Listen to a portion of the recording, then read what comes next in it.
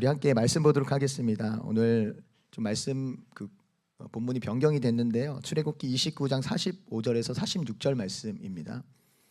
출애굽기 29장 45절에서 46절입니다. 자, 우리 다 같이 합독하도록 하겠습니다. 내가 이스라엘 자손 중에 거하여 그들의 하나님이 되리니 그들은 내가 그들의 하나님 여호와로서 그들 중에 거하려고 그들을 애굽 땅에서 인도하여 낸 줄을 알리라. 나는 그들의 하나님 여호와니라. 아멘. 아멘. 원래 제가 레위기 말씀을 좀 공부해서 좀 전할까라는 생각을 했었는데 그 오병이어의 그 범위를 보니까요. 오늘이 벌써 오늘이 17, 18, 19인가요? 네, 16, 17, 18. 네, 아직 멀었어요. 그래서 레위기를 전하면 안 될 것 같아서 출애굽기 말씀을 가지고 한 번 더, 지난주에 김우진 목사님 말씀 전해주셨지만 한 번 더 좀 말씀을 나누도록 하겠습니다. 우리가 성경 읽을 때 가장 중요한 것은 구속사적인 관점으로 성경을 읽는 것입니다. 그러니까 우리가 항상 구속사의 안경을 가지고 성경을 읽어야 합니다. 왜냐하면 하나님의 목적은 우리를 구원하는 것에 있기 때문입니다. 하나님은 우리를 구원하시기를 원하십니다. 물론 구원이라는 것은 단순히 죄에서 구원하는 것을 의미하지는 않습니다. 그것만을 의미하는 것은 아니에요. 사망에서의 구원, 질병에서의 구원, 그리고 마귀로부터의 구원 등 우리의 영혼육에 대한 총체적인 구원을 이렇게 말씀하고 있는 것입니다. 또한 구원은 한 번에 이루어지는 그런 사건이 아니죠. 그래서 구원을 여정이라고 합니다. 구원을 여정. 그래서 신앙은 마라톤과 같습니다. 출발선에서 발을 뗐다고 해서 그것으로 끝나는 것이 아니라 42.19km를 달려가는 그 과정이 필요한 것입니다. 그리고 마지막 결승 지점까지 이렇게 통과해야지 완성이 되는 것입니다. 그런데 더 중요한 것은요, 하나님이 왜 우리를 구원하려고 하실까? 구원의 목적이 중요하다는 것입니다. 우리가 그렇게 구원의 여정을 통해서 그렇게 구원을 향해 달려가지만 도대체 하나님은 왜 우리를 구원하기를 원하시는가? 그 구원의 목적에 대해서 우리는 명확하게 알아야 된다는 것입니다. 그래서 우리가 방금 읽었던 말씀에 그 구원의 목적이 기록이 되어 있습니다. 읽었으니까 또 읽지 않겠습니다. 하나님께서 이 말씀을 통해서 내가 이스라엘 자손 중에 거하여 그들의 하나님이 되고 내가 그들의 하나님 여호와로서 그들 중에 거하려고 그들을 애굽 땅에서 인도해 내었다라고 말씀하세요.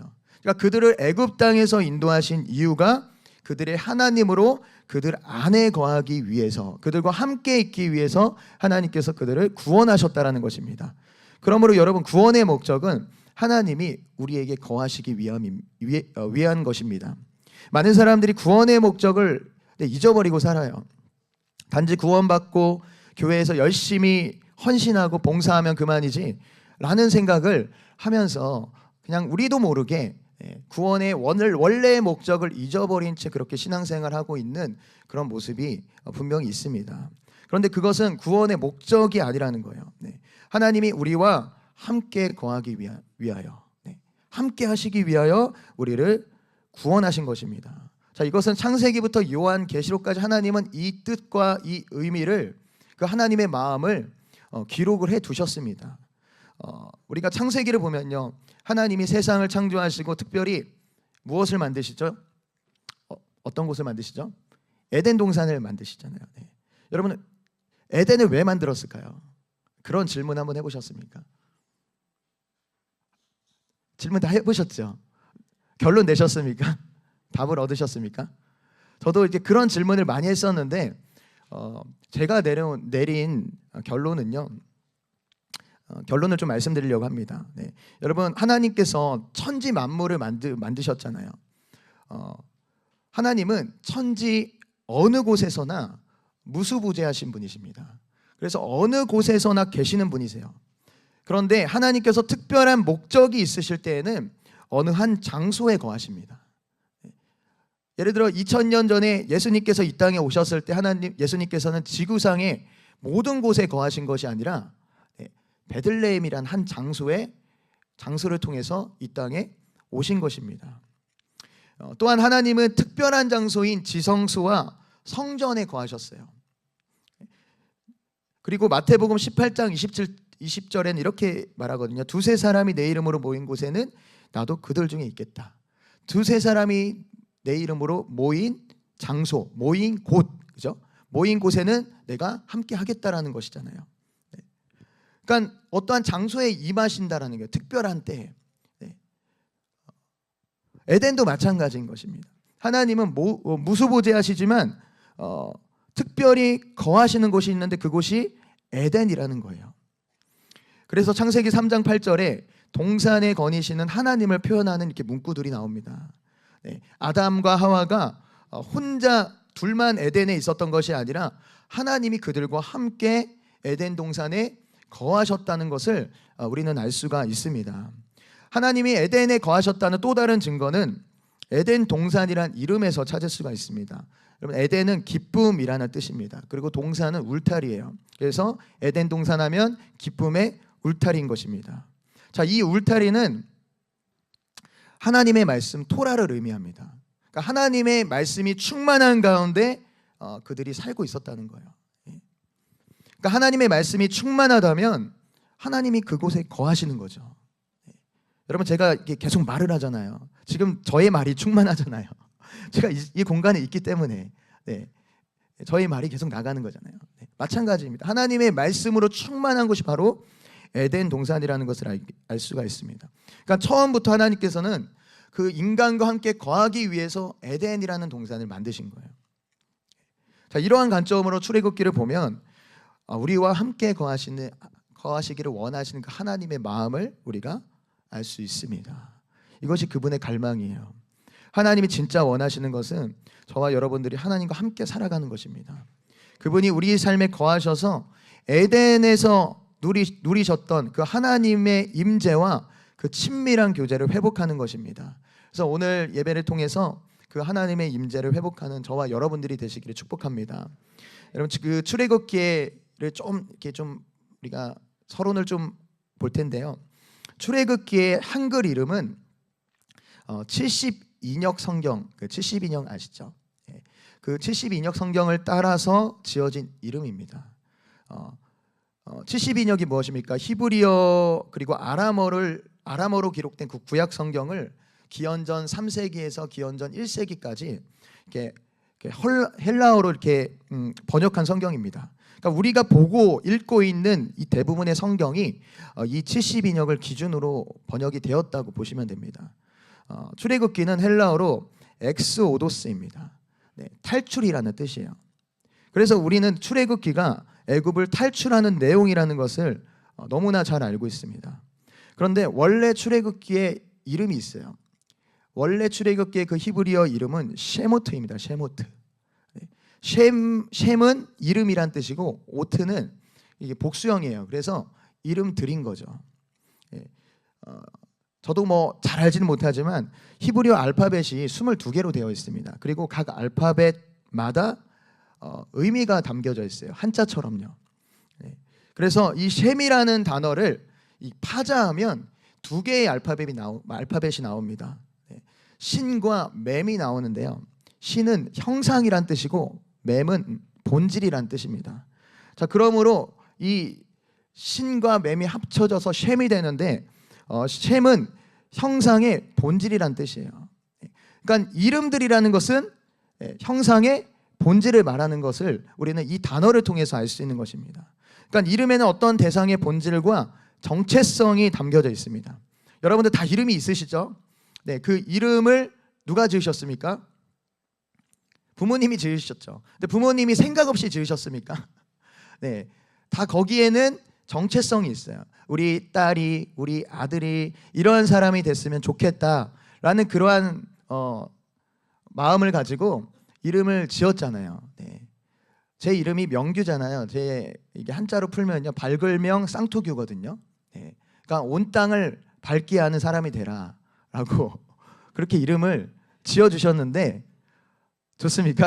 네, 네, 네. 그 이름대로 살고 있는지는 모르겠습니다. 네. 그러니까 성경에 나오는 하나님에 대한 이름들도 마찬가지죠. 우리 목사님께서 주일날도 말씀하셨지만 그 이름에도 하나님의 본질과 성품과 하나님의 능력이 있다라는 것입니다.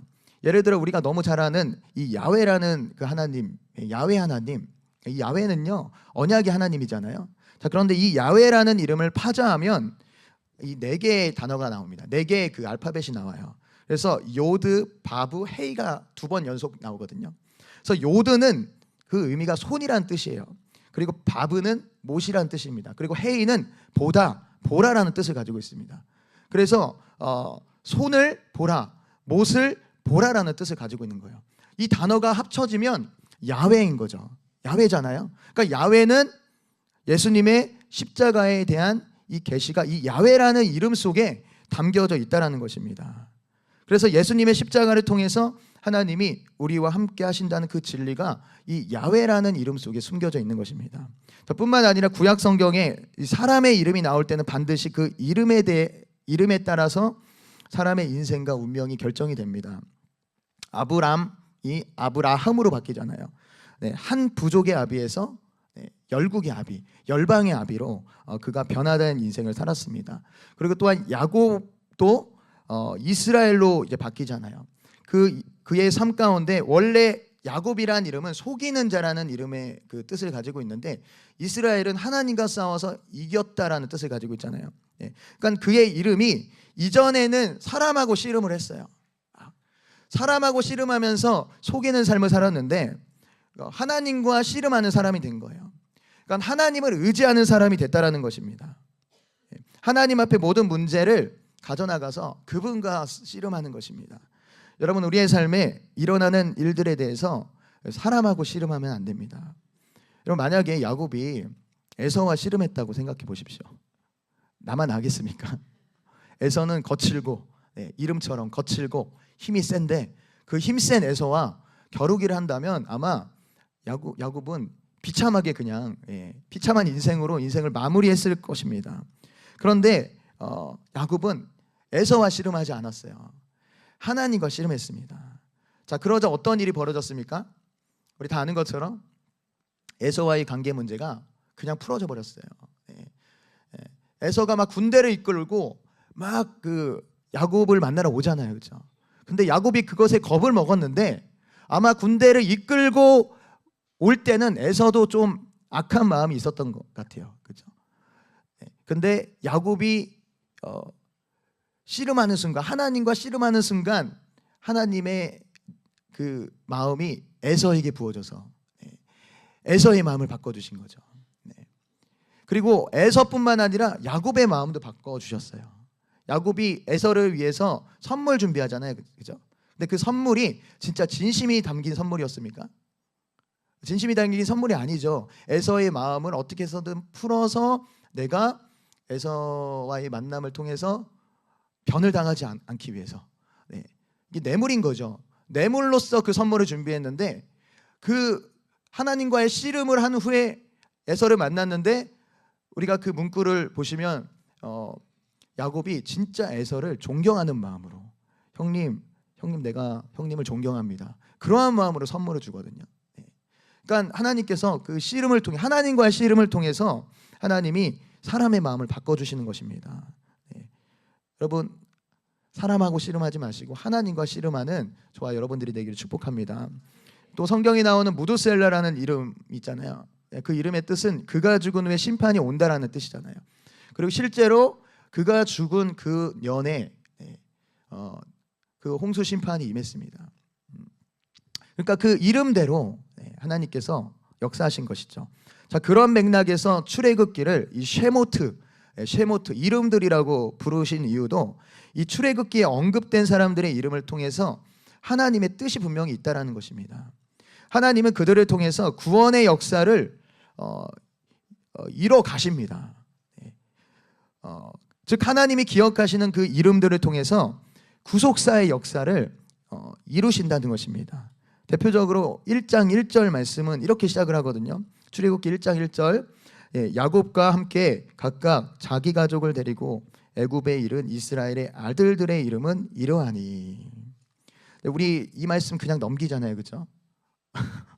그냥 넘기시잖아요, 이렇게 패스, 그죠? 근데 출애굽기의 시작이 이스라엘의 아들들의 이름들로 시작이 됩니다. 왜 이들의 이름이 맨 앞에 기록이 되었을까요? 자, 이들을 통해서 하나님의 구속사가 여전히 진행되고 있다는 것을 하나님께서 말씀하고 있는 거예요. 지금 이스라엘 자손은 애굽의 노예가 되었고 지금 학대를 받고 있는 그런 상황입니다. 그런데 하나님께서 그 상황 가운데 그들의 삶이 끝난 것이 아니다. 내가 기억하고 있다.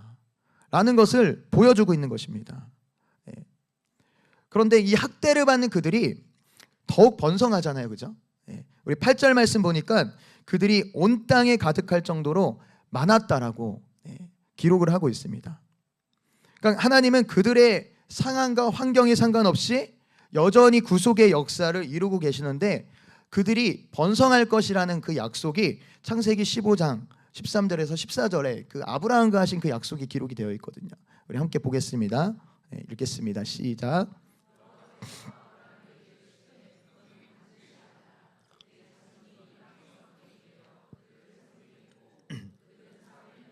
내 자손을 괴롭히리니 그들이 섬기는 나라를 내가 징벌할지며 그 후에 내 자손이 큰 재물을 이끌고 나오리라. 자, 하나님께서 아브라함에게 하신 약속이죠. 언약이죠. 내 자손이 이방에서 객이 되어 그들을 섬길 것이다. 지금 이스라엘 상황과 똑같죠. 여기서 이방은 애굽을 말하는 것입니다. 그리고 이 말씀을 이루시기 위해서 야곱과 그의 아들들이 애굽으로 오게 된 것입니다. 물론 야곱과 그의 아들들이 애굽으로 갔던 이유는 그들의 뜻이 아니었어요. 그들이 원해서 간 건 아니었습니다. 하나님이 가라고 말씀하셨어요.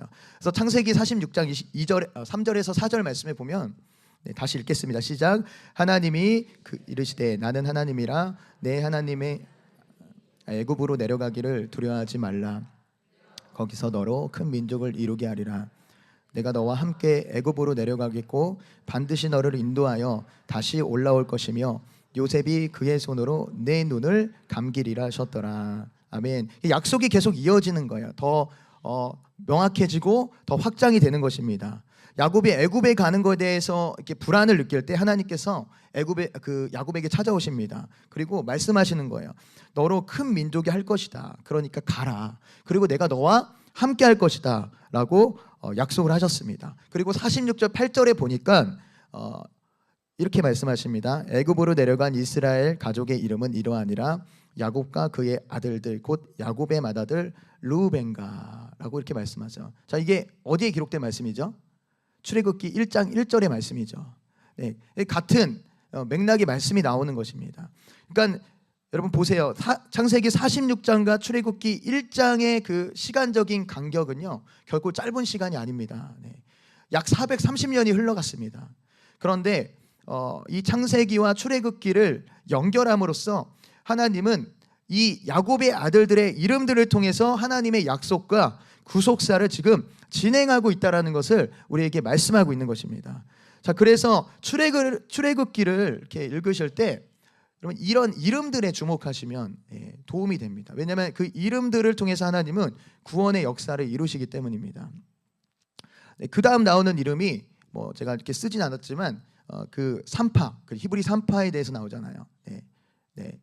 십브라 부하, 그죠? 십브라 부하가 나오는데 십브라가 뭐 아름답다라는 뜻이고 부하는 찬란하다는 뜻의 그 의미를 가지고 있는데 그들을 통해서 무엇을 하십니까?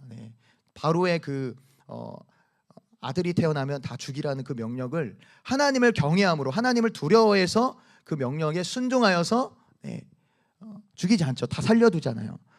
그것을 통해서 이스라엘 백성들이 더 번성할 수 있었던 거예요. 그러니까 이 약속의 말씀, 내가 너에게 큰 민족을 이루게 하겠다라는 그 약속의 말씀을 누구를 통해서 이루시는 것입니까? 이 히브리 산파들을 통해서 지금 하나님께서 이루시는 거예요. 그러니까 구속사의 그 역사를 하나님께서 이 이름들을 통해서 이루신다라는 것을 알 수가 있습니다. 그래서 여러분 이름들에 주목해서 또 출애굽기를 읽으시면 도움이 되겠습니다. 자, 출애굽기의 마지막 장을 보면요, 하나님의 영광이 완성된 그 성막에 거하시는 그 장면이 나오거든요. 그러니까 하나님의 영광이 완성된 그 성막에 임하십니다.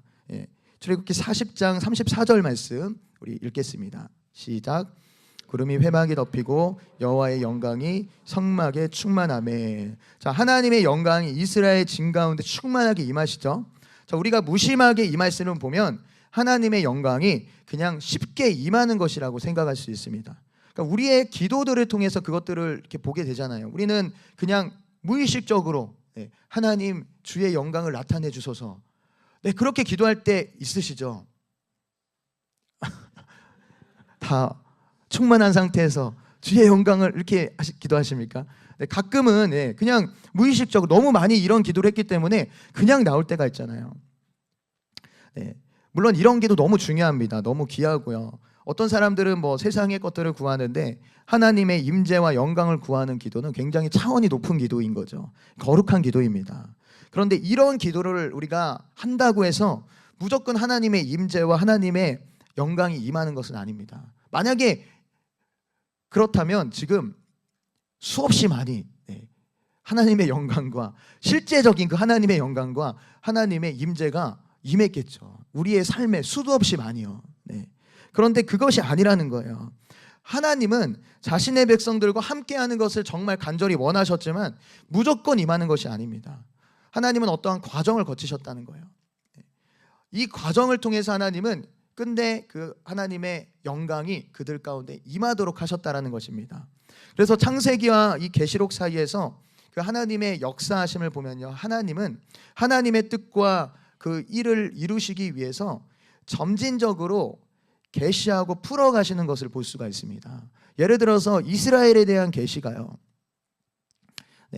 그 종교 개혁자들 루터와 칼빈은 유대인들을 지옥의 땔감이라고 했거든요.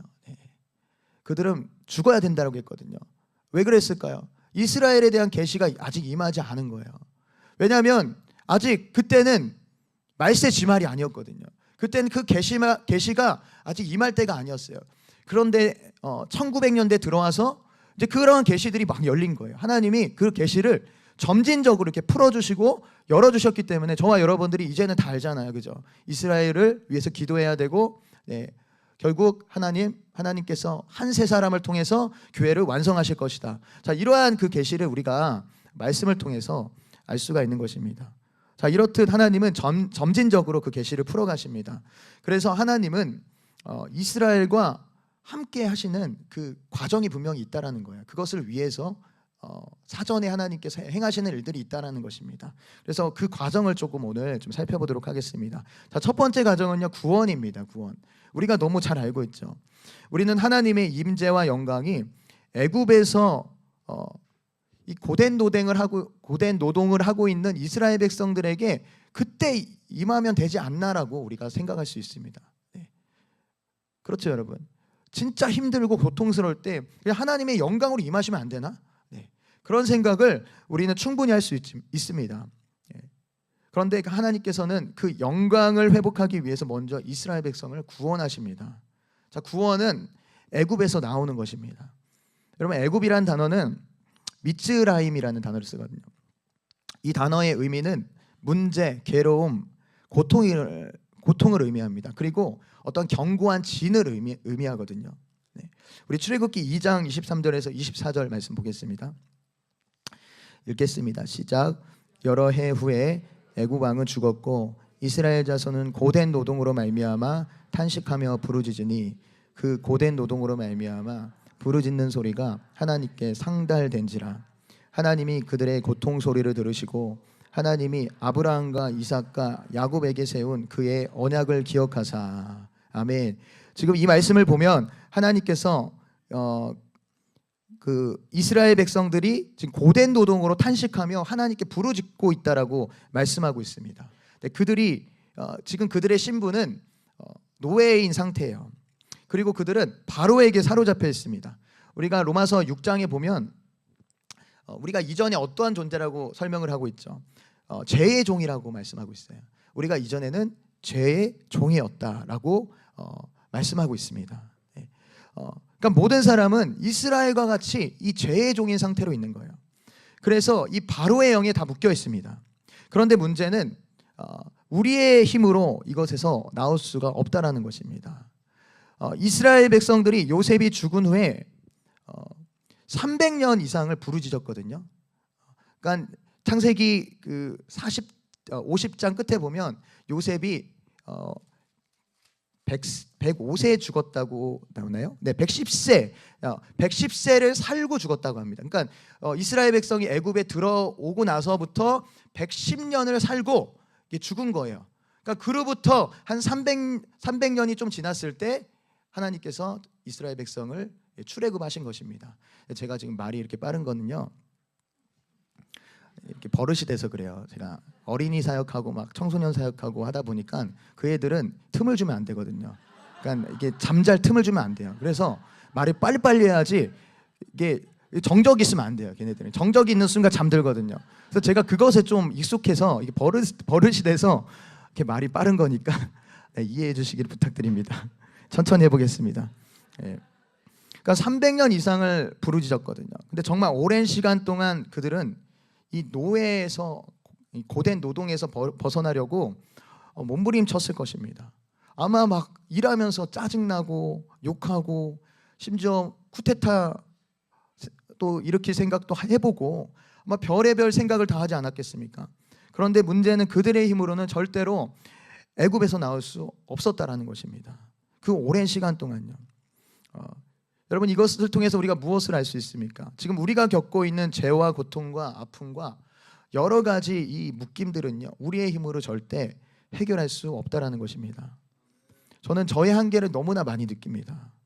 저의 부족한 점, 죄, 여전히 저를 고통스럽게 하는 육신의 정욕과 이 잘못된 습관들, 이런 것들을 제 나름대로는 많이 또 생각하고 고민하거든요. 혼자 있을 때 많이 고민을 합니다. 그런데 제 힘으로는 절대 해결이 안 되더라고요.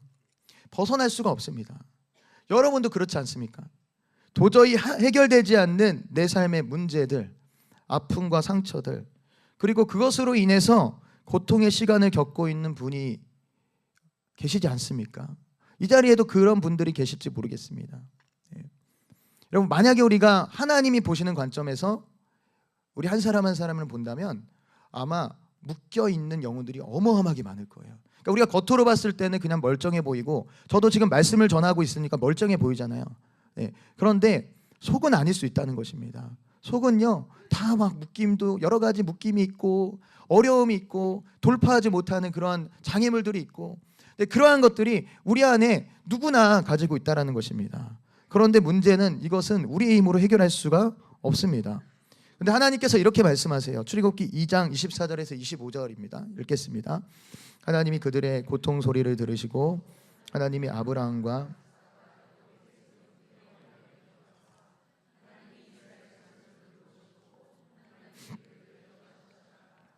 아멘. 하나님이 이러한 고통을 겪고 있는 그들을 보시면서 이삭과 야곱에게 세운 그의, 아브라함과 이삭과 야곱에게 세운 그 언약을 기억하셨다라고 말씀하십니다.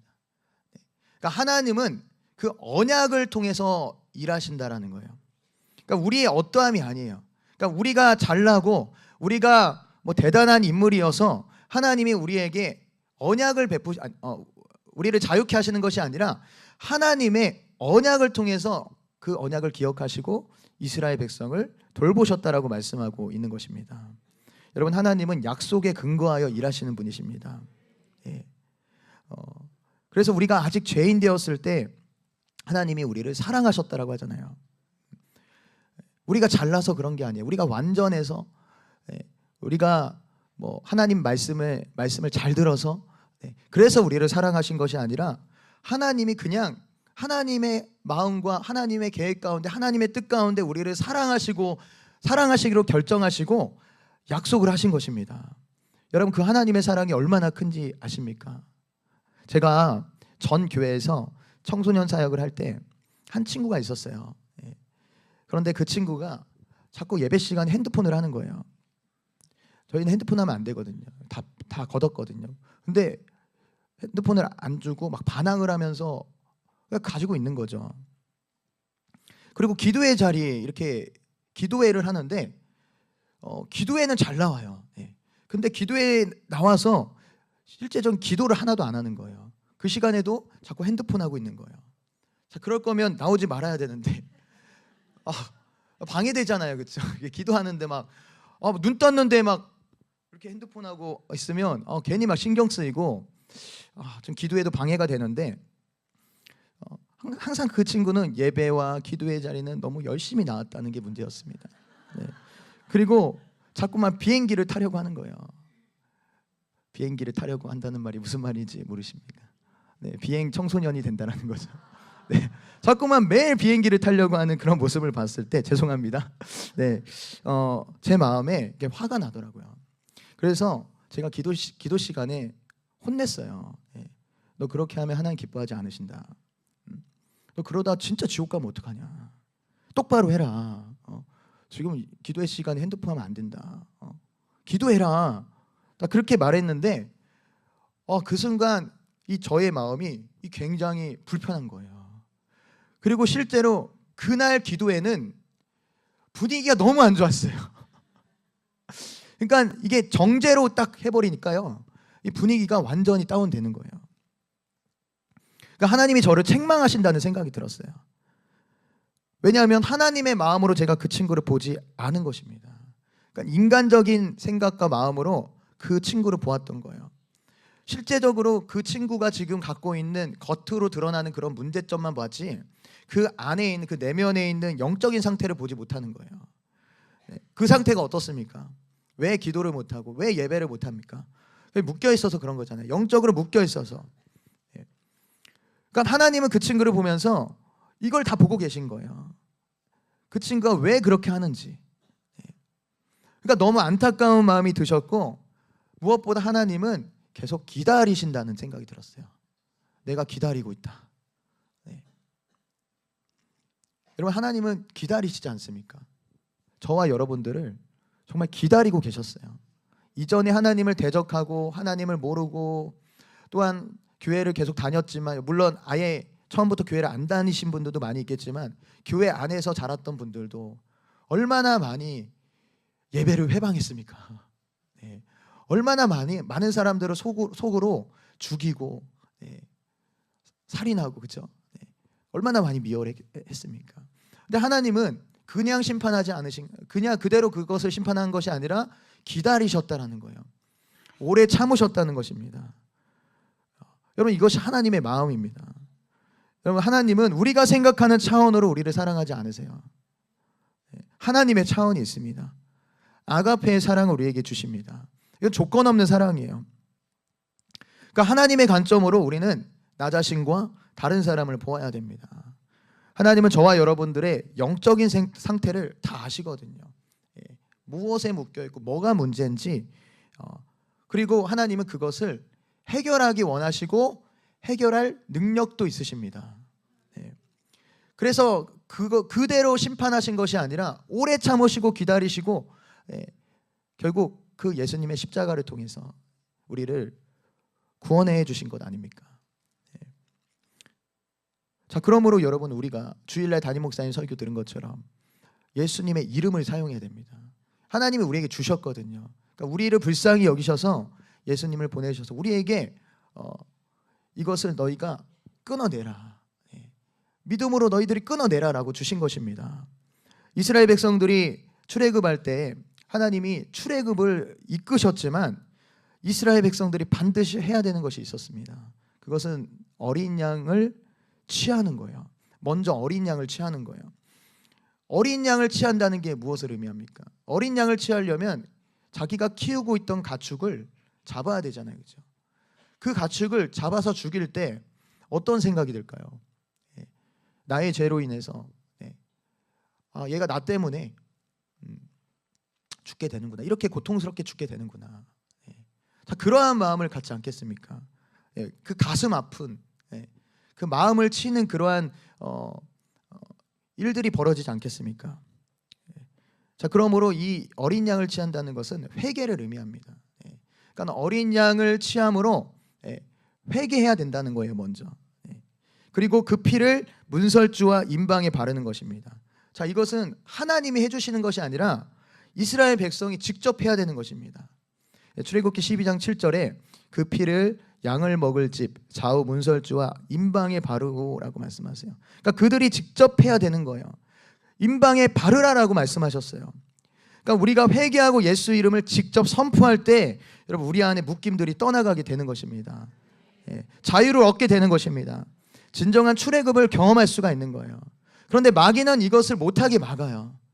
우리의 기억을 계속해서 흐릿하게 만들고요, 거짓말합니다.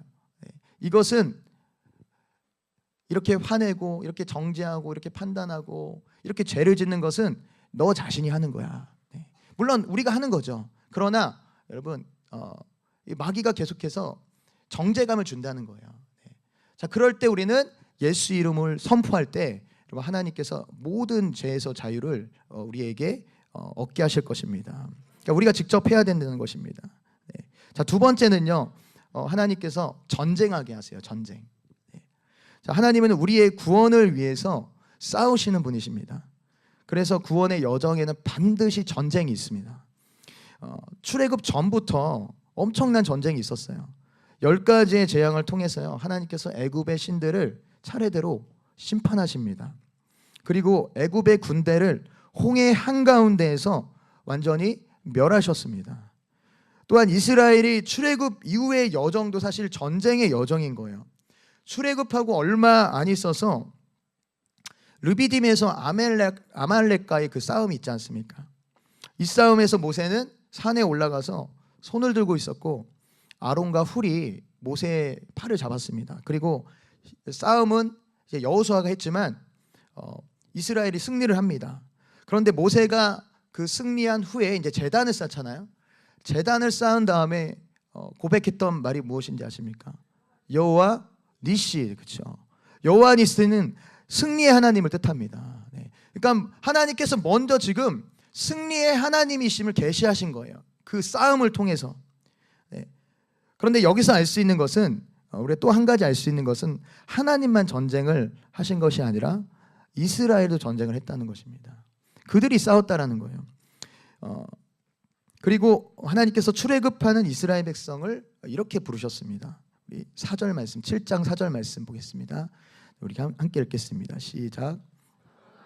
듣지 아니하였더인즉 내가 내 손을 애굽에 뻗쳐 여러 큰 심판을 내리고 내 군대 내 백성 이스라엘 자손을 그 땅에서 인도하여 낼지라. 자, 여기 뭐라고 말합니까? 이스라엘 백성 뭐라고 부르세요? 내 군대라고 부르십니다. 그러니까 이스라엘 백성들의 정체성은 군대인 것입니다.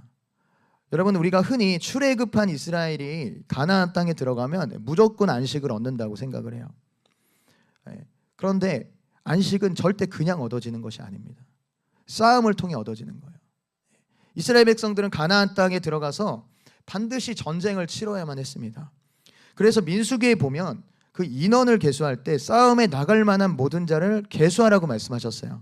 1장 3절에 이스라엘 중 20세 이상으로 싸움에 나갈 만한 모든 자를 너와 아론은 그 진영별로 계수하되. 그러니까 그들이 가나안 땅에 들어가서 싸워야만 했기 때문에 그 인원을 계수한 것입니다. 그리고 싸울 때 진정한 안식을 얻을 수가 있었습니다. 히브리서 저자는 이렇게 말합니다. 4장 11절입니다. 그러므로 우리가 저 안식에 들어가기를 힘쓸지니 이는 누구든지 저 순종하지 아니하는 본에 빠지지 않게 하려 함이니라. 자, 안식이 그냥 주어지는 것이 아니라 너희가 안식에 들어가기를 힘쓰라고 말씀하십니다.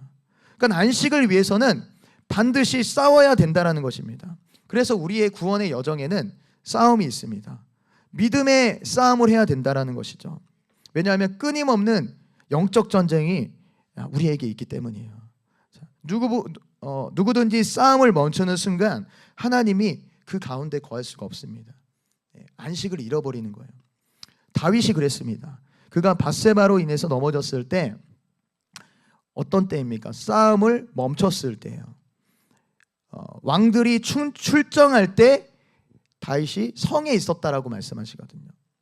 자, 이 말은 그가 싸워야 되는데 싸우지 않았다라는 것입니다. 자, 그래서 넘어져 버린 거죠.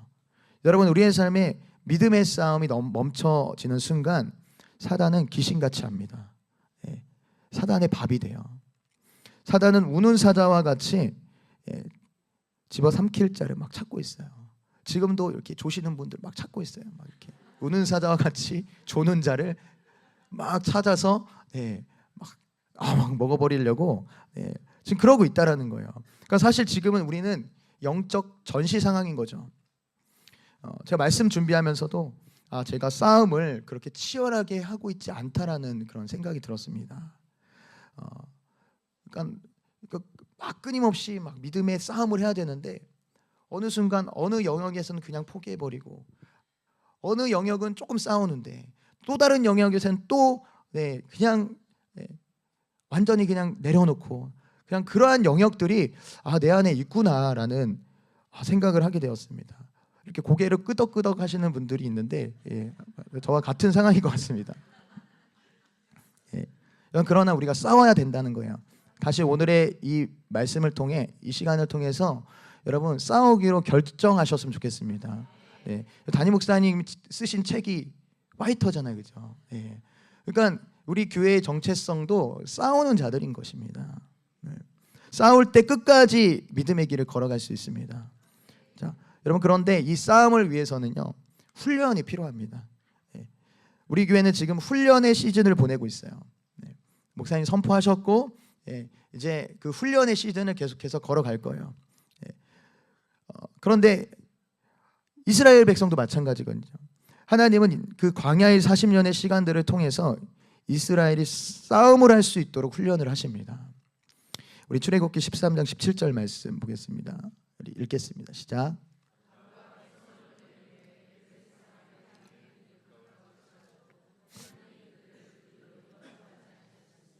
이는 하나님이 말씀하시기를 마음을 돌이켜 애굽으로 돌아갈까 하셨습니다. 아멘. 자, 이 말씀을 통해서 알 수 있는 것은 우리 사진 보여주시면 애굽에서 가나안 땅까지 가는 길 중에 가장 빠른 길은 블레셋 사람의 길이었습니다. 저 위쪽에 있는 쭉 그래서 뭐 일주일 만에 갈 수 있는 그런 거리였습니다. 여러분들 같으면 어느 길로 가시겠습니까?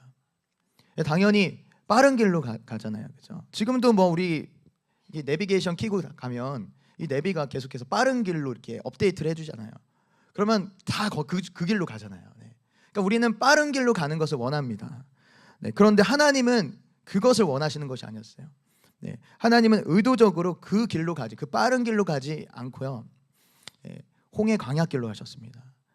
홍해 광야길을 통해서 이스라엘 백성이 가기를 원하셨어요. 왜 그렇습니까? 그 밑에 구절 보니까 이 백성이 전쟁을 하게 되면 마음을 돌이켜 애굽으로 돌아갈까 염려하셨기 때문입니다. 그러니까 가나안 땅에 들어가면 반드시 전쟁을 해야 되는데 이들은 아직 준비가 안 된 거예요. 싸우는 방법을 몰랐던 것입니다. 싸웠던 경험도 없어요. 그들은 오로지 일만 했거든요. 애굽에서 고된 노역으로 그들이 지쳐 있습니다. 싸울 상황이 아니었습니다. 그래서 하나님께서 광야로 보내신 거예요. 그래서 광야는 심의 장소인가 동시에 훈련의 장소입니다. 여러분 그런데 광야가 어떤 곳입니까? 물도 없고 먹을 것도 없고 오직 하나님의 도우심으로만 살 수 있는 곳이 광야이지 않습니까? 그런데 사실 이 이스라엘 백성들이 이 광야에서 40년을 지낸 것은요 기적과 같은 거예요. 우리는 그냥 뭐 40년 지냈대, 40년 살았대 이렇게 생각할 수 있지만 성인 남성만 60만 명이었어요. 그리고 이 여자들과 남자들까지 합하면 몇백만이 될 텐데 어디서 먹을 것을 구합니까? 어디서 잘 곳을 구합니까? 도저히 그들만으로는 살아남을 수 없는 장소가 바로 광야인데 오직 하나님의 도우심으로 그 광야에서 살았다는 것입니다. 자, 그러니까 저절로 훈련이 되는 거예요. 그럴 수밖에 없는 상황인 거예요. 여러분 남자들이 군대 가잖아요, 그죠? 군대 가면 약해 빠진 그런 남자애들도요 저절로 훈련이 됩니다. 왜냐하면 그럴 수밖에 없는 상황이거든요. 훈련에 제대로 임하지 않으면 조교가 어떻게 합니까? 네, 막 갈구잖아요.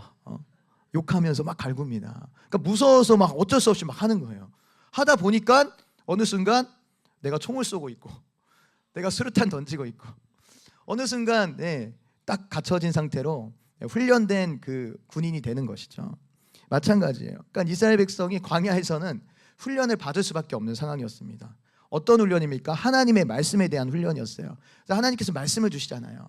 자, 이것은요 사실 그 에덴에서 그 에덴 동산 그 말씀의 울타리를 하나님께서 회복하기 위해서 그들에게 이게 말씀을 주신 거거든요. 하나님의 나라의 백성이 되기 위해서.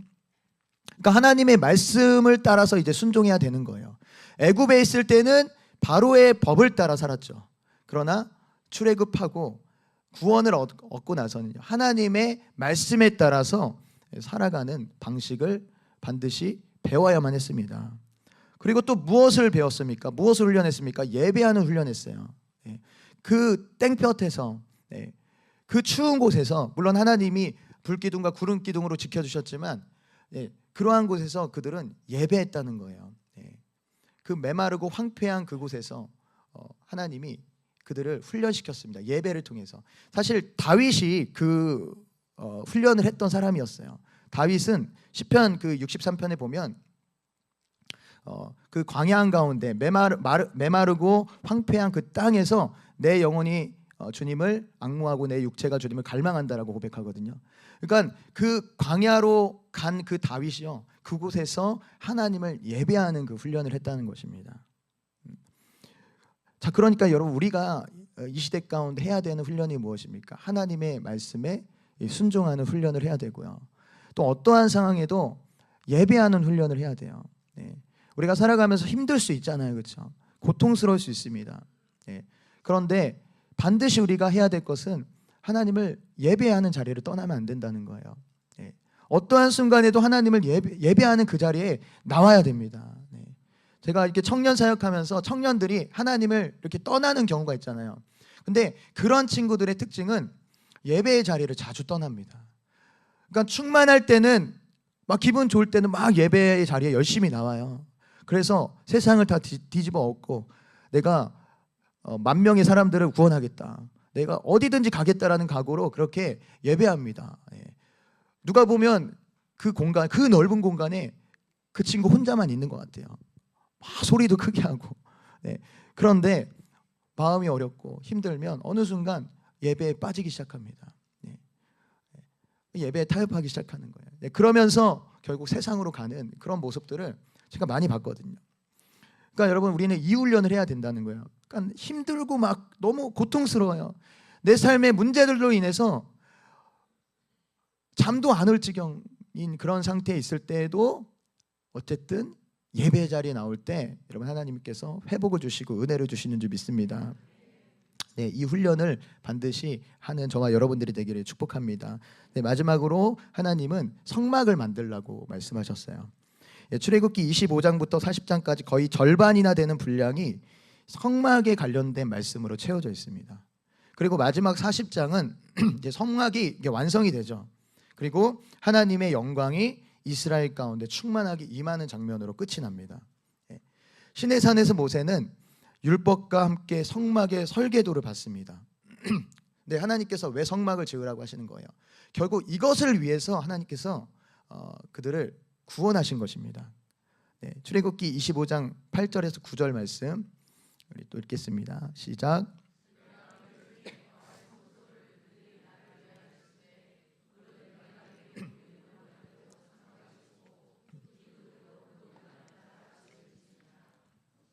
그 앞에 보니까 내가 그들 중에 거할 성소를 그들이 나를 위하여 짓되 나를 위하여 성막을 지어라라고 말씀하고 있습니다.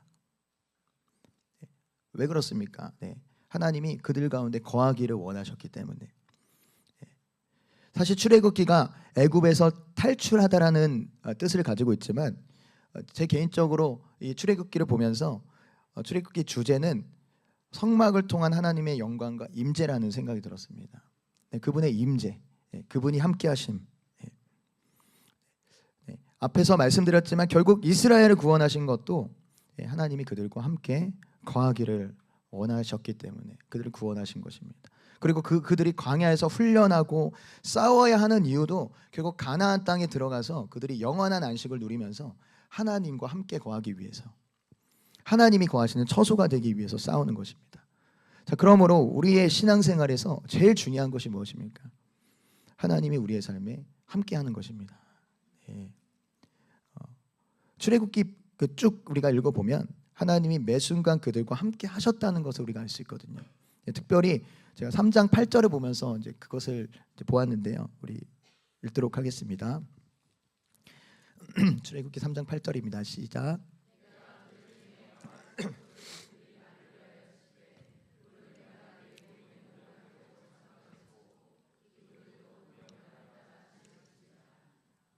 아멘.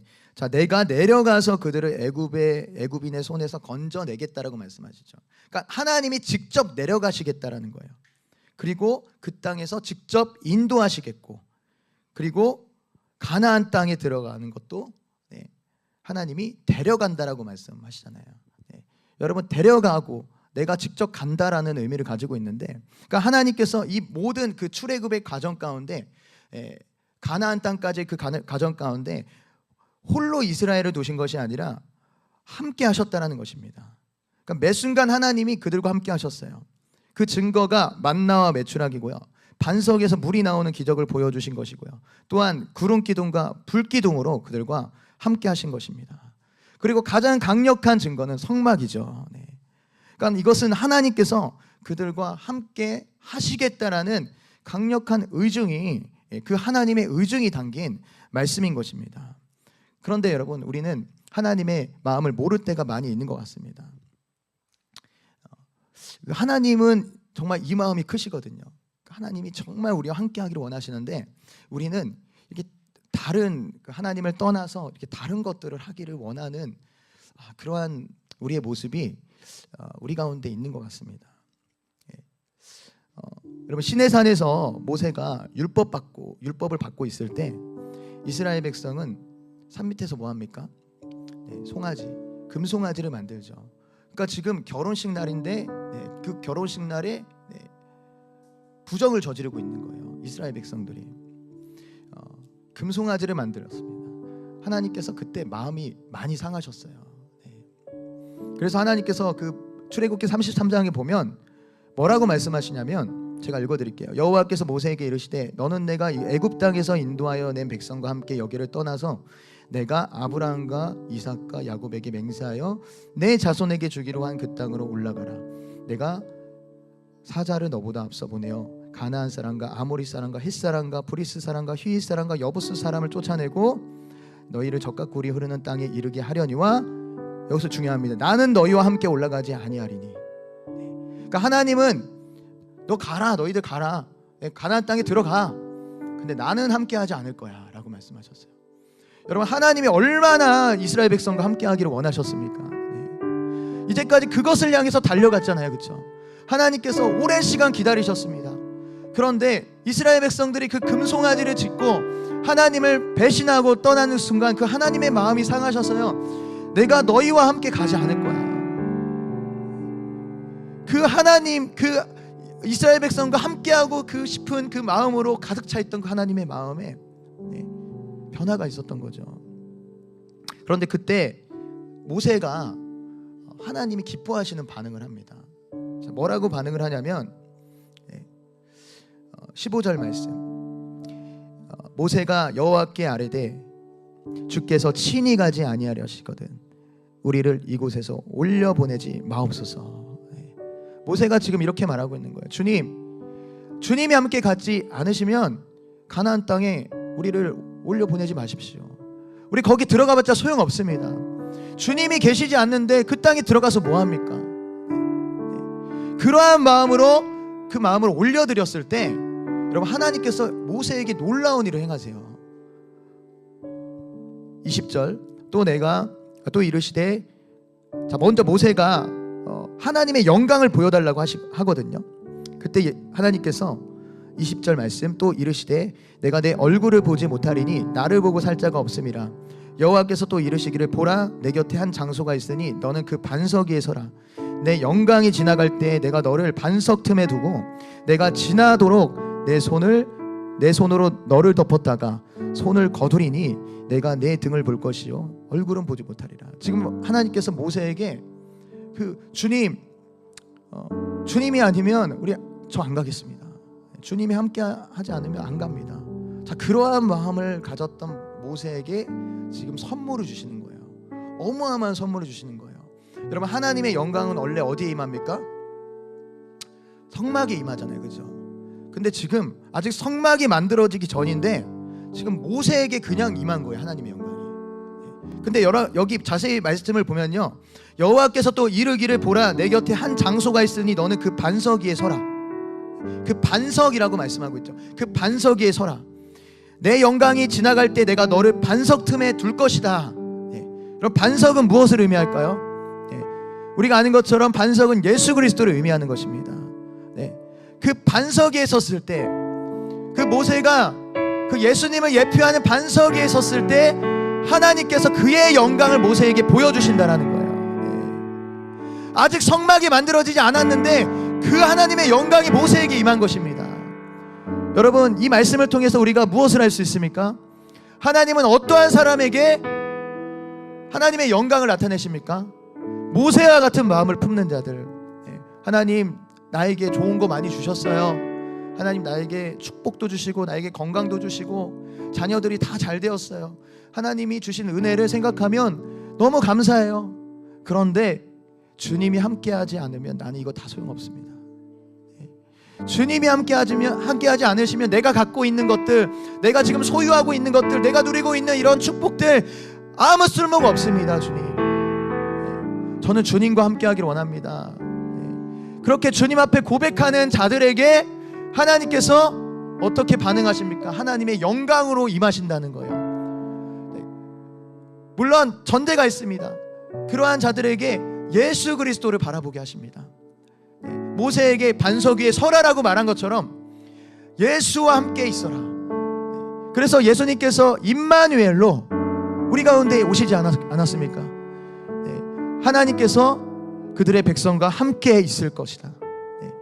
임마누엘, 하나님께서 그러한 자들, 하나님을 갈망하고 하나님과 함께 있기를 원하는 그러한 자들에게 예수 그리스도를 바라보게 하시고 예수 그리스도를 통해서 하나님의 영광을 주신다라는 것입니다. 여러분, 이러한 삶을, 여러분 이러한 은혜를 갈망하십니까? 여러분, 지금은 마지막 때잖아요. 그런데 여러분, 저는 이것이 너무 중요하다고 믿습니다.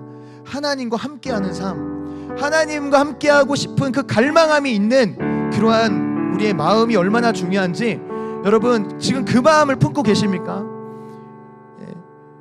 혹시 하나님과 함께하는 것보다 다른 부수적인 하나님의 축복에 만족하고 계신 분들이 있다면 여러분 이 시간 결단하기를 원합니다. 저도 마찬가지예요. 저도 어느 순간 하나님과 함께하고 하나님과의 그 친밀한 교제와 그 골방에서 누리는 그 하나님과의 그 만남을 점점 이렇게 멀리하고 자꾸만 사역에 이렇게 매달리게 되고 다른 것에 매달리게 되고 하는 그런 모습을 보면서 오늘 말씀을 통해서 다시 한번 하나님이 깨닫게 하십니다. 이거 해야 돼. 나와 함께 있어야 돼. 이 마음을 네가 품을 수 없겠니? 주의 영광을 보여달라는, 주님 아니면 다른 거 다 소용없다라는 그런 마음. 주님, 나와 함께 해주십시오. 주님 아니면 저 아무것도 아닙니다. 그러한 마음으로 하나님께 나아가는 자들, 그러한 자들 가운데 하나님께서 주님의 영광을 부어주실 것입니다. 그 영광 가운데 이 세상을 능히 이길 그 은혜를 부어주실 것입니다. 구원의 역사를 하나님께서 저와 여러분의 삶 가운데 풍성하게 이루어 주실 것입니다.